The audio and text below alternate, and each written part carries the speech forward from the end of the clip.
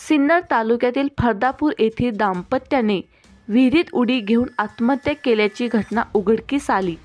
जर तुम्ही A1 मराठी न्यूजला सबस्क्राईब केलं नसेल तर करून ठेवा। दाम्पत्याने आत्महत्येपूर्वी मुलीचे मामा आणि मावशी यांना उद्देशून आमच्या 5 वर्षाच्या मुलीचा स्वतःच्या मुलीसारखा सांभाळ करा अशा आशयाच्या लिहिलेल्या सुसाईड नोटमधील मजकुराने सर्वांचे डोळे पाणावले।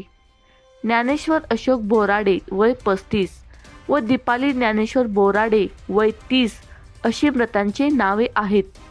ते शेतीसह दुग्ध व्यवसाय करतात। त्यांना 5 वर्षांची आराध्या नावाची मुलगी आहे।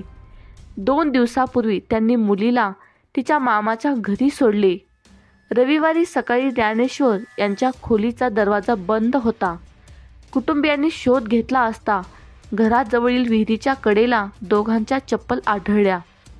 मामा मावशीच्या नावाने चिठ्ठी लिहिली अन वावी पोलिसांनी पट्टीच्या पोहणाऱ्यांच्या मदतीने शोध घेतला।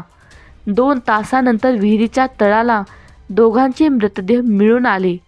शनिवारी आर्थिक विवंचनेतून दोघांची आत्महत्या केल्याचा अंदाज आहे। आत्महत्येपूर्वी दोघांनी चिठ्ठी लिहून ठेवली होती। त्यात त्यांनी मुलीचे मामा व मावशींना उद्देशून माफ करा, आमच्या मुलीला स्वतःच्या मुलीसारखं सांभाळ करा, आमच्या वाट्याची जमीन तिच्या नावावर करा असे लिहिले आहे। या मजकुराने अनेकांचे डोळे पाणावले।